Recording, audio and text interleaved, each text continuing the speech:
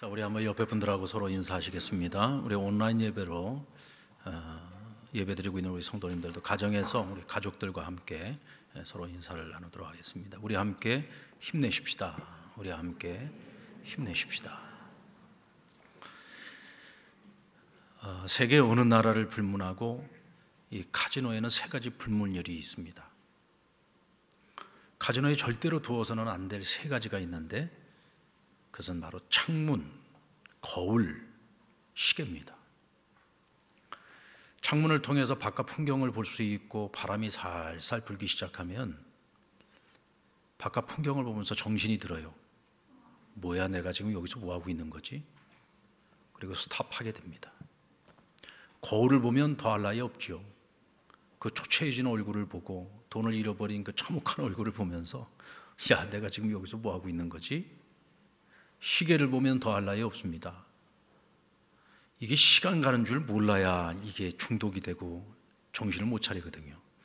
근데 시간이 이만큼 지나갔다는 것을 알았을 때 나에게 주어진 그 많은 시간들을 내가 이렇게 헛된 일에 사용하고 있었구나. 비로소 정신을 차리게 됩니다. 그래서 이 세 가지는 절대로 없어야 됩니다.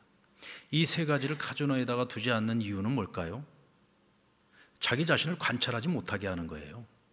자기 자신을 돌아보지 못하게 하는 겁니다. 코로나 이후에 우리 목사님들이 대면 예배를 드리지 못하고 지금 비대면 예배 드리고 있는 성도들에게 지금 계속해서 전화 신방을 하고 있어요. 어떤 분들은 코로나가 시작되고 지금 1년 반이 넘도록 교회를 한 번도 못 오신 분들도 많이 있습니다. 모두가 다 그런 것은 아닙니다만은 그분들 중에는 그래도 온라인 예배를 계속해서 지속적으로 드려오다가 이제는 아예 온라인 예배조차도 드리지 않고 있는 분들이 있습니다. 그래서 제가 가끔 그냥 우연치 않게 우리 성도들 중에 지금 비대면 예배 드리고 있는 분들하고 만나게 됐을 때 이렇게 얘기를 하면서 제가 일부러 직접적으로 안 물어보고 이렇게 좀 돌아서 물어봐요.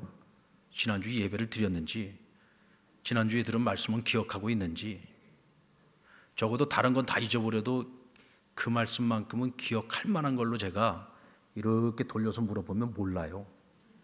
왜 몰라요? 예배 드렸다고 하는데 왜 몰라요? 예배 안 드린 거예요.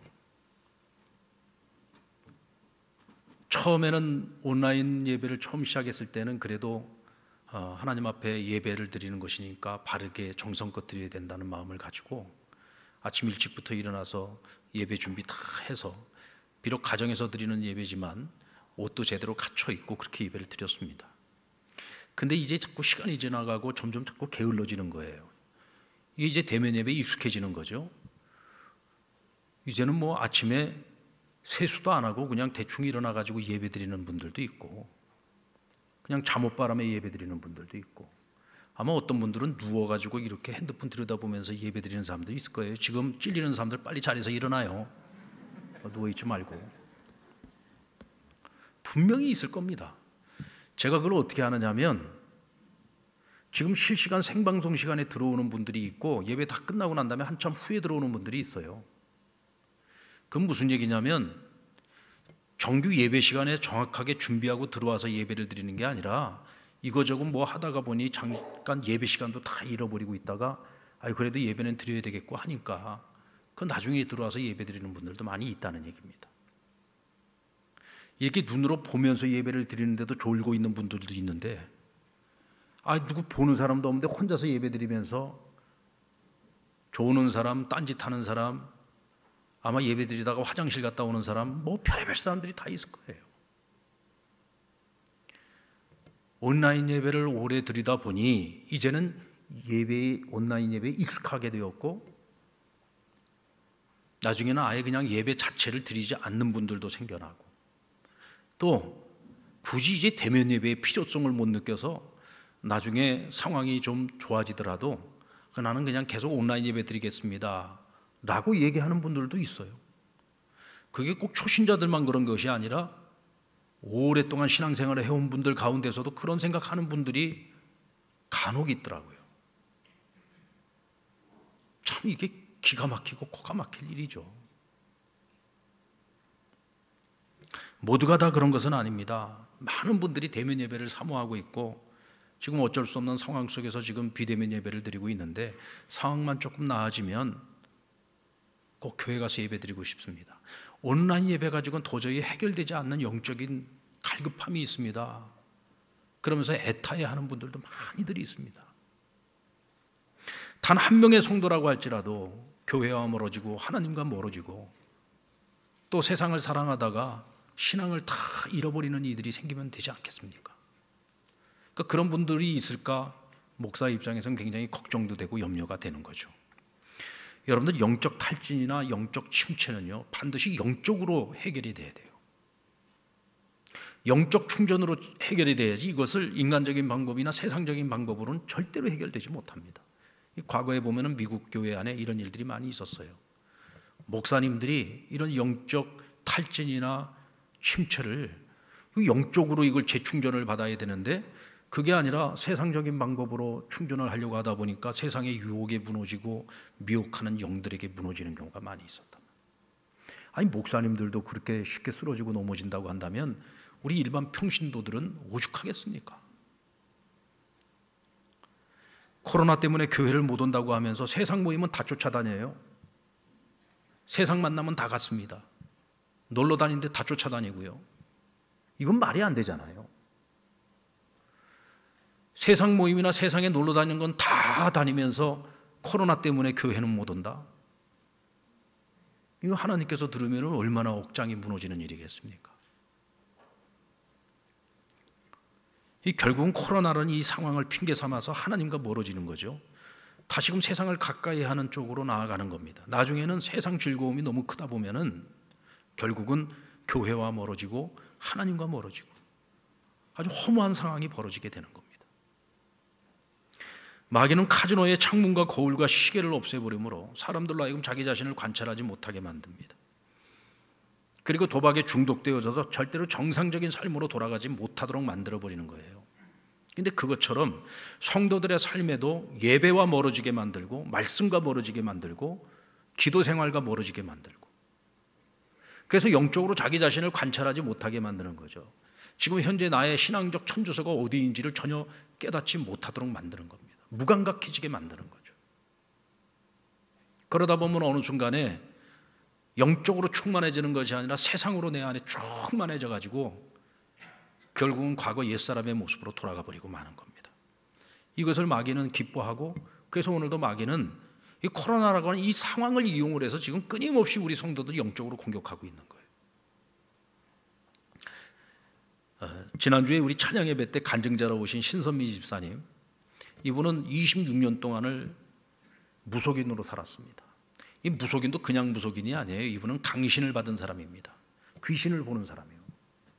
사람들을 보면 그 사람에 관한 모든 것들이 그냥 쫙 보인다는 거예요. 예전에 그랬대요. 그러니까 사람들한테 그렇게 비싼 복채를 뭐 1,000만 원, 2,000만 원씩 복채를 받고 점도 쳐주고 굿도 해주고 그랬던 거죠. 자기가 산을 사가지고 기도 도량을 만들고 거기 제자들을 길러간 아주 무당도 그냥 무당이 아니라 대무당이었던 거죠. 근데 하나님께서 정말 신묘막측하게 이 사람을 거듭나게 만드시는데 대낮에 바위에서 기도를 하는데 살아있는 십자가를 하나님 보여주신 거예요. 기도를 하는 중에 자기가 섬기고 있는 귀신에게 지금 열심히 기도를 하고 있는데 갑자기 하나님께서 살아있는 십자가, 대체 이 살아있는 십자가가 어떻게 생겼는지는 모르겠습니다만은 살아있는 십자가를 보여주셨대요. 그 십자가를 보고서 하나님을 거부할 수가 없더라는 거예요. 그날서부터 하나님께서 계속 역사를 하시면서 결국 무속신앙을 버리고 하나님의 딸이 된 겁니다. 근데 이분이 굉장히 충격적인 얘기를 했어요. 자기가 무속인으로 있을 때 자기에게 찾아오는 손님들 중에 20%가 기독교인들이었답니다. 20%가. 그래서 제가 물어봤어요. 요즘은 어떻습니까? 그랬더니 자기는 이제 하나님의 딸이 되어서 이제 그 길을 안 하니까. 그런데 부모, 형제, 그 집안이 전부 무속인들이에요. 그래서 그분들한테 물어보면 예전보다 더 하답니다. 지금 코로나 터지고 난 후에 기독교인들이 더 많이 찾아오고 있다는 거예요. 이게 진짜 여러분, 이게 지금 우리 대한민국 한국 기독교 현실입니다. 그 중에는 교회 중직자들도 그렇게 많이 찾아오고 심지어는 목사님들 중에 찾아오는 사람들도 있대요. 그래서 제가 그럼 목사님들은 대체 뭘 물어본답니까? 어디다가 개척을 해야 될까를 물어본다는 거예요. 이런 세상에. 여러분, 이게 무슨 일이 아니잖아요. 하나님께서 위에서 그걸 보고 얼마나 탄식을 하시겠습니까? 근데 이분 얘기가, 저는 그날 이 말씀을 듣고요, 제가 얼마나 회개 많이 했는지 몰라요. 예전에 자기가 귀신을 섬길 때도 하루 24시간이면 거의 잠을 못 잤대요. 그 신을 달래고 신에게 능력을 받기 위해서 끊임없이 기도를 했답니다. 정말 24시간 중에 제대로 자는 시간이 없었대요. 하여간 이 귀신이, 자기가 섬기는 귀신이 마음만 조금 안 들면은 막 몸을 쳐버리든지 그 가족들을 쳐버리든지 계속해서 징벌을 주니까 자기가 징벌을 받지 않고 능력받아서 돈을 벌려면은 그냥 하루 24시간 내내 깨어서 끊임없이 기도를 해야 된다는 거예요. 근데 자기가 살아계신 하나님을 믿게 되고 하나님의 딸로 살아가면서 지금 내가 하나님을 찾고 하나님과 기도하는 시간을 생각을 해보면 과거에 자기가 무속인으로 살 때 귀신과 소통하면서 보냈던 그 시간들과 비교를 해보면 턱없이 부족하다는 거예요. 그러면서 하는 얘기가, 우리 하나님은 너무 마음이 좋으셔서 자기가 예전만큼 기도 안 하는데도 불구하고 하나님이 자기를 많이 봐주신다는 거예요. 이제 그 얘기를 듣는데 공감이 되더라고요. 공감이. 여러분들 하루에 몇 시간이나 기도하십니까? 아니, 몇 분이나 기도하세요? 그렇게 기도 안 하는데도 우리가 이만큼 믿음의 삶을 살아갈 수 있는 거는요, 하나님이 너무 마음이 좋으셔서 그런 거예요. 우리가 너무 기도 안 할 걸 아니까 성령님을 보내셔가지고 우리 안에서 우리가 기도 안 하는 거를 보고 아시고 탄식하시면서 우리를 위해 친히 강구해 주신다고 했잖아요. 성령의 중보기도가 있어서 그나마 우리가 지금 이 정도 믿음 생활을 하는 겁니다. 제가 그 얘기 듣고 반성했습니다. 야, 귀신 섬기는 사람도 그렇게 열심히 기도를 하는데 세상에 살아계신 하나님을 섬기는 우리가 이렇게 기도 안 하고 살아도 되겠는가? 여러분, 우리가 회개해야 되지 않겠습니까? 우리 믿는 사람들은요, 성령으로 충만하지 않으면 세상으로 충만해질 수밖에 없어요. 우리가 하나님을 가까이 하지 않으면 마귀가 우리를 가까이 할 수밖에 없는 겁니다. 이게 영적인 세계의 아주 분명한 과정이고 결과예요. 바벨론에게 멸망을 당한 이스라엘 백성들의 영적 상태가 바로 딱 이와 같은 상태였습니다. 이사야 42장에 보면은 당시 이스라엘의 영적 상태를 맹인에 비유하고 있어요. 우리 같이 한번 읽어볼까요? 이사야 42장 18절로 19절 말씀입니다. 시작. 너희 못 듣는 자들아 들으라. 너희 맹인들아 밝히 보라. 맹인이 누구냐? 내 종이 아니냐? 누가 내가 보내는 내 사자같이 못 듣겠느냐? 누가 내게 충성한 자같이 맹인이 되겠느냐? 누가 여호와의 종같이 맹인이겠느냐? 여러분, 이 말씀이 굉장히 헷갈리는 말씀이에요. 맹인아 들으라 그랬어요. 근데 여기서 이 맹인은 누구를 말하는 거냐면 이스라엘 백성들을 말하는 겁니다. 하나님이 택한 백성이잖아요. 하나님이 당신의 종으로 삼은 자들이요, 하나님의 일꾼으로 삼은 자들이요, 충성된 자로 삼은 자들입니다. 근데 뭐라고 말씀합니까? 누가 맹인이냐? 내가 택한 자들이 맹인이라는 거예요. 내가 하나님의 일꾼으로 삼은 자들이 지금 맹인 노릇을 하고 있다는 겁니다. 그래서 듣지도 못하고 보지도 못하고 심지어 많은 것을 보여줄지라도 그들이 유의하지 아니하였고 귀가 열려 있어도 들으려고 하지 않는다는 거예요. 그래서 오늘 본문 22절에 보면 그러나 야곱아 너는 나를 부르지 아니하였고 이스라엘아 너는 나를 괴롭게 여겼으며 그랬어요. 영적인 맹인이 되어버린 이스라엘은 더 이상 하나님을 찾지 않아요. 하나님께 부르짖지 않습니다. 그래서 하나님을 기쁘시게 하고 하나님께 영광을 올려드려야 될 하나님의 백성이 하나님을 괴롭혔다고 했습니다. 그 가장 대표적인 모습이 뭐냐? 예배 상실이에요. 예배의 모습은 있는데 진정성이 없어요. 마음과 정성을 다하는 예배가 없는 겁니다. 그러니까 그 예배가 하나님을 기쁘시게 하는 것이 아니라 오히려 하나님을 괴롭혔다는 겁니다. 우리 23절로 24절 말씀 같이 한번 읽어볼까요? 시작. 내 번제의 양을 내게로 가져오지 아니하였고 내 제물로 나를 공경하지 아니하였느니라. 나는 제물로 말미암아 너를 수고롭게 하지 아니하였고 유황으로 말미암아 너를 괴롭게 하지 아니하였거늘 너는 나를 위하여 돈으로 향품을 사지 아니하며 희생의 기름으로 나를 흡족하게 하지 아니하고 내 죄짐으로 나를 수고롭게 하여 내 죄악으로 나를 괴롭게 하였느니라. 여기서 제물과 향품은 이스라엘 백성들이 하나님께 드리는 제사에 있어서 가장 기본적으로 들어가야 되는 것들입니다. 근데 너희가 나에게 제사를 드리면서 하나님 앞에 마땅히 드려야 되는 제물과 향품도 드리지 않았다는 거예요. 이건 예배의 요소와 예배의 자격이 갖춰지지 않은 거죠. 이것은 제사를 드림에 있어서 눈으로 보여지는 기본 요소입니다. 근데 눈으로 보여지는 기본 요소 자체도 너희가 지키지 않았다는 거예요. 그러니까 완전히 겉껍데기만 있는 예배였던 겁니다. 속 알맹이가 없는 예배예요. 전혀 아무런 마음도 정성도 없는 예배. 그저 형식적인 예배였던 거죠. 예배는 드리기는 드려야 되겠고 시간은 지나가 버렸고 아직 제대로 씻지도 않았고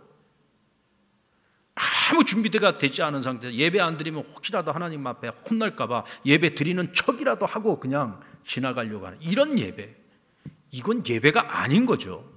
오히려 그런 예배가 하나님의 마음을 아프게 한다는 겁니다.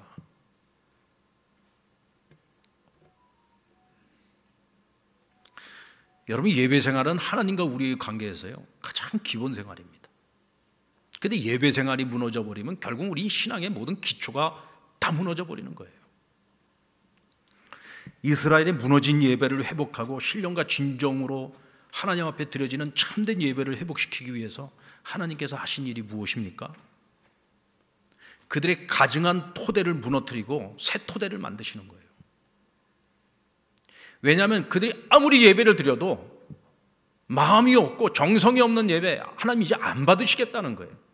그래서 이미 가증하게 되어버린 그 토대를 하나님 무너뜨려버리고 새로운 토대를 만드시겠다는 거예요. 이 일을 하시기 위해서 하나님이 하신 일이 뭡니까? 당시 바벨론이라고 하는 이 대제국을 들어서 유다 왕국을 멸망시킨 겁니다. 심지어는 하나님의 성전까지 완전히 회파시켜버렸어요. 예루살렘이라고 하는 그 신의 도성을 완전히 무너뜨려서 폐허가 되도록 만들어버리셨습니다. 완전히 토대를 무너뜨려버린 거죠. 그리고는 바벨론의 포로로 끌려간 이스라엘 백성들을 70년 동안 하나님이 말씀으로 훈련시키셨어요. 그리고 하나님의 때에, 하나님이 정하신 때에 하나님의 방법으로 그들이 예루살렘으로 돌아오게 만드셨습니다. 그리고 돌아온 이스라엘이 스스로 종교개혁을 하도록 만드시고 그들이 정말 신령과 진정으로 하나님 앞에 참된 예배를 드리도록 만드신 거예요. 우리 하나님께서는요, 우리가 자발적으로 예배를 안 하면은 하나님이 억지로 끌어서라도 그렇게 예배를 하도록 만드시는 분이십니다. 아멘. 그런데 그렇게 예배 드리는 데는 너무나 큰 아픔이 따라요.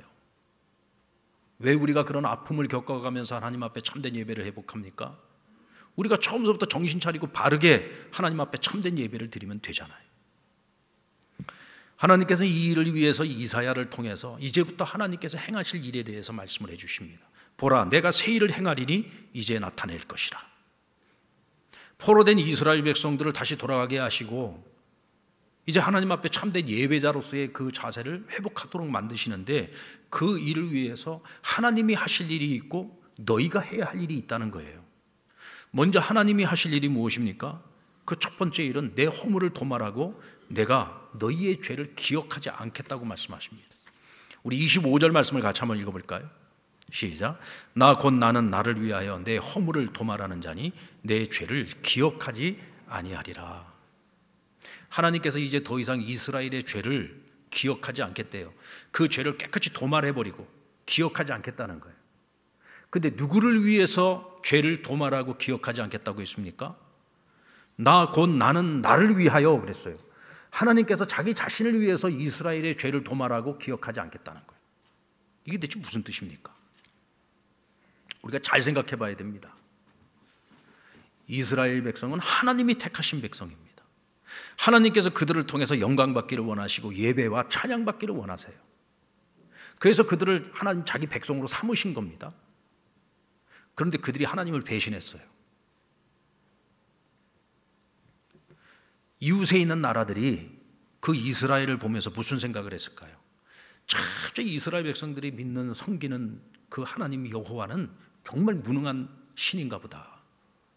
어떻게 자기가 택한 백성들한테까지 저렇게 배신을 당할 수가 있냐? 바벨론에게 완전히 멸망을 당했을 때는 뭐라고 했겠습니까? 참 저씨는 무능하기 짝이 없다. 어떻게 자기 백성들이 저렇게 망하도록 그냥 내버려 두냐. 이스라엘이 당하는 수치는 곧 누구의 수치냐? 하나님의 수치였던 거예요. 하나님의 백성이 하나님 앞에 참된 예배자로 서지 못하고 하나님께 영광 돌리지 못하니까 오히려 세상의 조롱거리가 되고 수치거리가 되어져서 결국은 하나님의 영광을 다 말아먹은 거예요. 결국은 세상 사람들로부터 손가락질받게 만들었어요, 하나님을. 하나님에게도 그것이요, 아픈 추억이에요. 가슴 아픈 추억입니다. 잊고 싶은 기억이에요. 그래서 하나님께서 자기 자신을 위해서 도말해버리고 다시는 기억하지 않겠다는 거예요. 왜? 그래야만 하나님께서 이제 이스라엘을 위한 새 일을 행하실 수가 있기 때문에. 반면에 우리가 해야 할 일이 있어요. 이스라엘 백성들이 해야 될 일이 있습니다. 그것이 뭘까요? 자, 우리 25절로 26절 말씀을 같이 한번 읽어보겠습니다. 여기 아주 분명하게 명시되어 있어요. 같이 한번 읽겠습니다. 시작. 나 곧 나는 나를 위하여 내 허물을 도말하는 자니 내 죄를 기억하지 아니하리라. 너는 나에게 기억나게 하라. 우리가 함께 변론하자. 너는 말하여 내가 의로움을 나타내라. 자, 나는 너희의 죄를 도말하고 나 이제 너희 죄 기억하지 않을 거야. 그러면서 하시는 말씀이 너는 나에게 기억나게 하라 그랬어요. 너는 나에게 기억나게, 무엇을 기억나게 하라는 거예요? 너희의 죄를 기억나게 하라는 거예요. 이 얘기는 무슨 얘기냐면 너희의 죄를 기억하고 너희의 죄를 끄집어내어서 너희를 정죄하라, 다른 사람의 죄를 정죄하라, 이런 얘기가 아닙니다. 이 정죄하는 건 이미 끝났어요. 하나님께서 도말하셨고 기억하지 않기 때문에 그들의 과거의 죄는 이미 끝난 겁니다. 하나님이 용서하셨어요. 그러므로 우리가 우리 자신을 그 죄를 다시 끄집어내 가지고 그걸 정죄하는 것은 그 자체가 죄예요. 그래서 우리는 우리 자신을 정죄해도 안 되고 남을 정죄해도 안 되는 겁니다. 그런데 오늘 하나님께서 나로 하여금 너희의 죄를 기억나게 하라 그랬어요. 이게 무슨 얘기냐면 내가 너희를 용서한다고 해서 모든 것이 다 끝났다고 생각하지 말라는 거예요. 너희가 과거에 저질렀던 그 죄가 어떤 결과를 가지고 왔는지 생각을 해보라는 겁니다. 그리고 너희의 그 과거의 죄로부터 이제는 완전히 돌아서서 다시는 그 과거의 그 죄의 자리로 돌아가지 말라는 거예요. 그때에는 하나님께서 너희를 또다시 징벌할 수 있으니 다시는 과거로 돌아가지 말고 다시는 죄의 자리로 돌아가지 말고 하나님 앞에 깨어서 거룩한 백성으로, 거룩한 백성답게 살기 위해 최선을 다하라는 것입니다.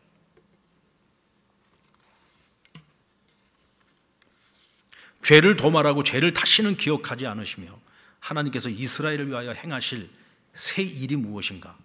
그것은 길을 내는 겁니다. 19절 말씀을 같이 한번 읽어보겠습니다. 시작. 보라, 내가 새 일을 행하리니 이제 나타낼 것이라. 너희가 그것을 알지 못하겠느냐? 반드시 내가 광야의 길을, 사막에 강을 내리니.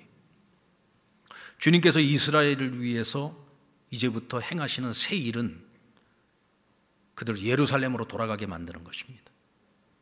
그리고 예루살렘에 돌아간 백성들이 하나님의 성전을 재건하고 그곳에서 정말로 하나님이 기뻐 받으실 만한 참된 예배를 하나님께 회복하기를 원하시는 거예요. 이제 그 일을 하나님께서 하시겠다는 겁니다. 그 일을 하시기 위해서 하나님이 제일 먼저 하셔야 되는 일이 뭐냐? 길을 만들어야 돼요. 무슨 길? 예루살렘으로 돌아가는 길을 만들어야 됩니다. 근데 당시에 예루살렘으로 돌아가는 길은 불가능한 길이었죠. 아직도 바벨론이 건재합니다. 바벨론 왕국은 영원히 무너지지 않을 것 같은 그런 제국을 형성하고 있었어요. 근데 어떻게 돌아갑니까? 나라도 망했습니다. 그 땅 돌아가 봐야 폐허입니다. 아무것도 없습니다. 사람이 살 수 없는 땅이 되어버렸습니다. 그리고 포로된 백성들이 어떻게 자기들 자력으로 갈 수가 있겠어요? 그러니까 그들이 이 말씀을 받을 때는 이건 불가능한 일이에요. 그걸 하나님께서 너무 잘 아세요. 그러니까 뭐라고 말씀하십니까? 그래, 너희가 생각할 때 불가능한 일이지. 그러나 내가 누구냐? 나 전능자 여호와 하나님이야. 내가 길을 만들 거야. 어떻게 길을 만드십니까? 광야에 길을 내시겠답니다. 사막에 강을 만드시겠답니다. 여러분, 광야에 길 내는 거 불가능한 일이에요. 사막에 강을 내는 것도 불가능한 일이에요. 그러나 하나님이시기 때문에 하실 수 있다는 겁니다. 내가 반드시 그렇게 하겠다는 거예요. 그러니 나의 약속을 믿고 너희는 희망을 가지고 하나님께 부르짖으며 기도하라는 겁니다.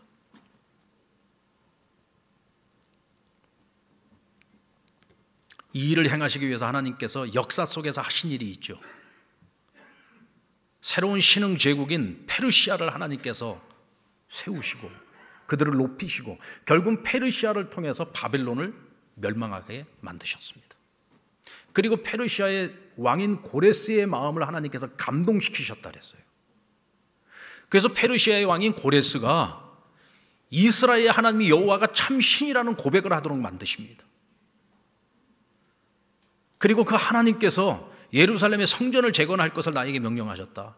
그러니 이 땅에 살고 있는 모든 유대인들은 다시 예루살렘으로 올라가서 성전을 재건하라고 명령을 합니다. 그리고 그곳에 가서 어느 곳에 있든지 그들이 먹고 살 수 있도록 그곳의 거민들은 도와줘야 할 것이고 성전을 재건할 수 있도록 모든 필요한 것들을 다 채워주라고 하나님께서 명령하셨습니다. 그리고 고레스는 그 명령을 받은 그대로 칙령을 선포합니다. 조서를 내립니다. 여러분들, 제가 이렇게 얘기하니까 이게 맞는 얘기인가 하시는 분들도 계실 것 같아서 우리 에스라 1장 1절로 4절 말씀을 같이 한번 읽어보겠습니다. 기록된 하나님의 말씀을 그대로 읽습니다. 시작.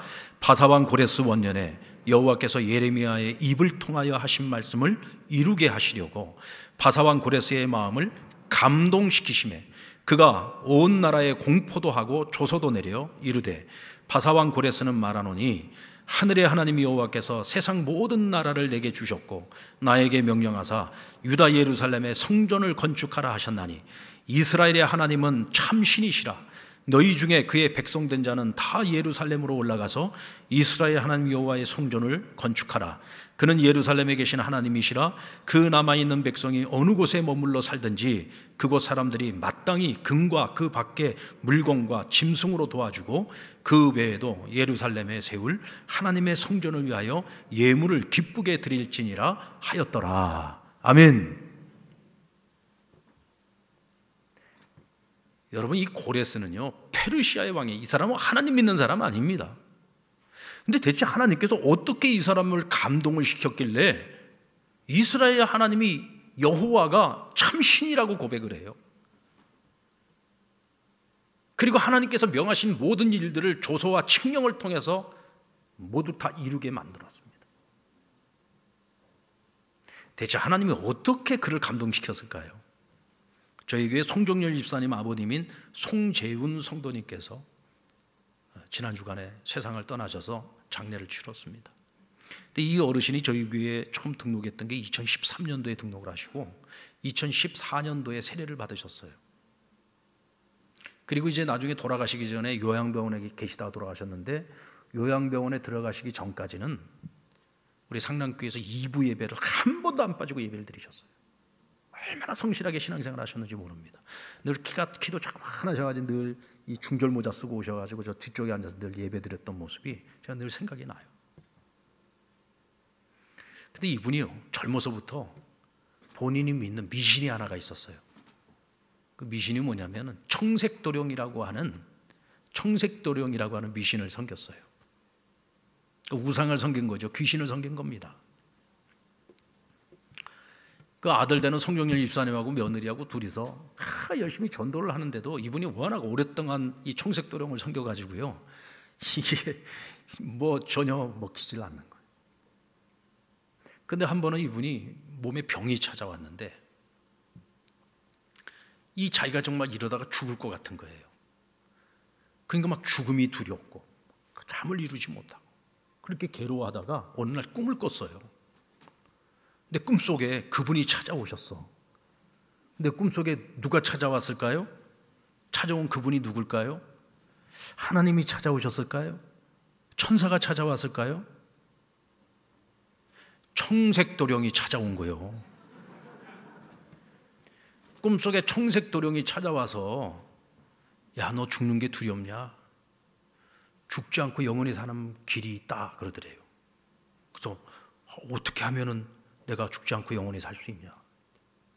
예수 믿어라 그러더랍니다. 예수 믿어라. 만약에 천사가 나타나서 영어로 얘기했으면 못 알아들었을 거예요. 근데 청색도령이 나타나서 우리말로 잘 알아들을 수 있는 말로 예수 믿어라. 그럼 너 죽지 않고 영원히 살 수 있다. 그래서 그 다음 주로 그 꿈을 꾼 그 주 주일서부터 우리 상남교회에 나와서 등록을 하고 그때부터 돌아가실 때까지 신앙생활 열심히 잘 하신 거예요. 참 여러분, 우리 하나님 참 재밌지 않습니까? 딱 그 사람에게 맞는 방법으로 하나님께서 하신 거예요. 평생을 청색도령을 섬기고 있었으니까 청색도령을 꿈속에 나타나게 해가지고 말씀을 하신 거예요. 알아보지도 못할 천사를 보내가지고는 이건 뭐 별로 먹히지 않을 것 같으니까. 고레스를 통해서 하나님이 역사하실 때도 고레스가 하나님을 인정할 수밖에 없도록 하나님께서 분명하게 감동을 시켜주신 거예요. 그가 하나님의 명령에 순종할 수밖에 없도록 하나님께서 기가 막히고 신묘막측하신 방법으로 역사를 하신 거예요. 여러분들 지금 길이 막혀 있습니까? 어떤 길이 막혀 있습니까? 사회 길이 막혀 있습니까? 아니면 신앙의 길이 막혀 있습니까? 아니면 생명의 길이 막혀 있습니까? 어떤 길이 막혀 있든지 간에 그것이 불가능해 보인다고 할지라도 하나님께서 하시면은요, 거기 길이 있어요. 광야에도 길을 내고 사막에도 하나님께서 강을 내신다고 했습니다. 불가능을 가능케 하시는 전능하신 하나님이 여호와 하나님이세요. 오늘 저와 여러분을 당신의 자녀로 삼아주신 바로 그 하나님께서 길을 열어주십니다. 우리가 이해할 수 없는 방법이지만 그러나 우리에게 가장 적합한 방법으로 하나님께서는 길을 열어주시는 전능자이십니다. 믿습니까? 여러분, 희망을 가지십시오. 어떤 절망적 상황이 우리 앞에 펼쳐진다 할지라도 우리는 절대로 낙심하거나 절망하면 안 됩니다. 희망을 가져야 됩니다. 하나님께서 일하시면은 가능한 일입니다. 바로 그 하나님을 길을 내도록 일을 하실 수 있도록 마음 먹게 만드는 일, 그 일은 누가 해야 되느냐? 바로 우리가 해야 될 일이에요. 근데 우리가 그 일을 해야 되는데 어떤 일을 해야 되느냐면 오늘 18절 말씀해 보니까 너희는 이전 일을 기억하지 말며 옛날 일을 생각하지 말라 그랬습니다. 우리가 기억하지 말아야 되고 우리가 생각하지 말아야 되는 그 옛날 일이 뭐예요? 이스라엘 백성들에게는요, 하나님께 심판받은 일이고 멸망한 일입니다. 정말 참혹하지 않았겠습니까? 평생 잊고 싶은 이야기가 아니었겠습니까? 그런데 잊고 싶어도 잊을 수가 없는 고통이고 아픔이고 절망이고 낙심이죠. 오늘 저와 여러분에게는 무엇을 잊어야지 되는 것입니까? 무엇을 기억하지 말아야 되는 것입니까? 우리의 실패와 우리의 실수와 끊임없는 절망과 낙심, 이것을 더 이상 생각하지 말라는 거예요. 왜 그렇습니까? 이제부터 하나님께서 우리를 위해서 일하시기 시작할 겁니다. 새 일을 시작하실 겁니다. 길을 내실 겁니다. 어떤 일을 할 때도 여러분, 우리가 함께 으쌰으쌰 해줘야지. 하나님께서는 길을 여시겠다고 열심히 일하고 계시는데 우리는 과거에 사로잡혀가지고, 과거의 실패와 좌절에 사로잡혀가지고 과연 이 일이 이루어질까? 과연 되어질 수 있을까? 자꾸 과거에 우리가 사로잡혀서 오늘 하나님께서 하실 일에 대해서 우리가 믿지 못하고 불신한다면 하나님께서 어떻게 그 길을 만드실 수 있겠어요? 과거에 매이지 말고 이제부터 하나님께서 행하실 일들을 바라보고 하나님께서 행하시는 일에 대해서 우리가 으쌰으쌰 우리가 함께 힘을 보태고 우리가 마땅히 해야 될 일들을 하라는 것입니다. 이 모든 일을 하나님께서 행하시는 이유는 한 가지입니다. 하나님께서 택하신 그 백성들로부터 찬송을 받기를 원하신다 그랬어요. 23절 말씀 보시면 이 백성은 내가 나를 위하여 지었나니 나를 찬송하게 함이니라. 여러분들, 하나님께서는 청색도령이 하나님을 찬양한다고 기뻐받지 않습니다. 고레스가 하나님이 참 신이라고 고백을 하고 하나님을 찬양해도 하나님은 그 찬양 기뻐받지 않아요. 그들이 하나님을 찬양한다고 해서 그들이 하나님을 믿고 하나님께로 왔습니까? 아닙니다. 하나님께서 찬송받는 것은요, 오로지 하나님께서 택한 백성을 통해서 하나님 찬송받기를 원하시는 거예요. 하나님께서 택하신 자녀들의 예배를 하나님께서는 기뻐 받기를 원하시는 거예요. 그 누구의 예배가 아니라 바로 우리의 예배를 하나님께서는 기대하시고 소망하시고 받기를 원하시는 겁니다.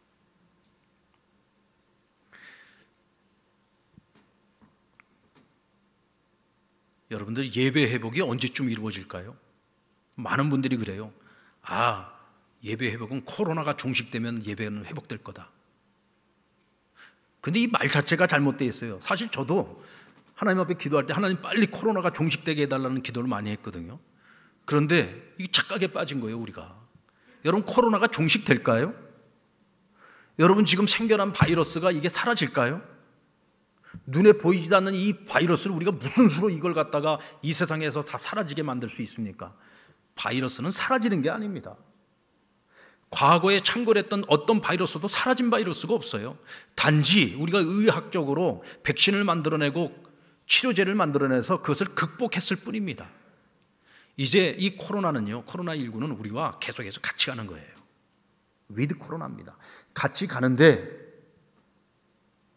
백신이 더 좋은 백신들이 나와서 우리가 코로나가 와도 덜 걸릴 수 있도록 만들어주는 거고, 코로나에 걸려도 좋은 치료제가 나와서 그저 예전에 우리가 감기약 먹으면 어떤 감기나 독감도 그냥 우리가 해결할 수 있었던 것처럼 코로나를 치료할 수 있으면 이제 더 이상 이 코로나는 우리에게 두려운 존재가 아닌 거죠. 가볍게 넘어갈 수 있어요. 약만 나오면 됩니다. 그러니까 이제는 코로나가 종식되는 것이 아니라 코로나를 극복해 나가는 거예요. 뭐 코로나가 종식되면 예배가 회복된다? 이 생각 자체가 지금 틀린 겁니다. 한번 따라볼까요? 예배가 회복되면 코로나를 극복할 수 있습니다. 예배 회복이 먼저인 거예요. 코로나 핑계 대지 말라는 얘기입니다. 뭐 언제까지 우리가 코로나 핑계를 대면서 하나님 앞에 드려지는 예배를 게을리하고 예배 생활을 엉망진창으로 드릴 거냐 말이죠. 우리의 예배가 하나님 앞에 신령과 진정의 예배로, 온전한 예배로, 예배가 먼저 회복이 되어지면 하나님께서 마음만 먹으시면은 얼마든지 코로나를 극복할 수 있는 약을 개발하도록 만드실 거예요. 우리의 생각부터 바꾸자는 겁니다. 우선순위를 바꿔야 된다는 거예요. 하나님과 우리의 관계, 하나님과 세상과의 관계에 있어서는 이 우선순위가 절대로 바뀌어서는 안 됩니다. 하나님이 우리를 택하신 이유, 우리를 통해서 찬송받기를 원하시, 예배받기를 원하시는데 우리가 자꾸 세상 핑계를 대면서 우리의 예배가 하나님 앞에 온전하게 회복되지 못한다면 여러분, 광야는 광야 그대로 있을 것이고 사막은 사막 그대로 있을 것입니다. 절대로 광야에 길이 생기지 않을 거예요. 사막에 강은 생기지 않을 겁니다. 하나님이 일하시지 않을 겁니다. 오늘 우리의 살 길, 오늘 우리의 희망은 예배를 먼저 회복하는 것입니다. 아멘입니까?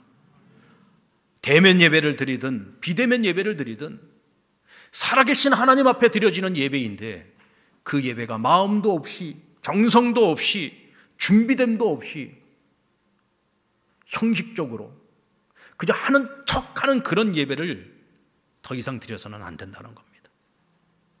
우리의 예배가 언제까지나 그런 예배가 된다면 하나님께서 이 터전을 무너뜨려 버리고 다시 터를 쌓는 일을 하나님께서 하실 거예요. 여러분, 우리 시대에 그런 일이 생기면 안 되지 않겠습니까?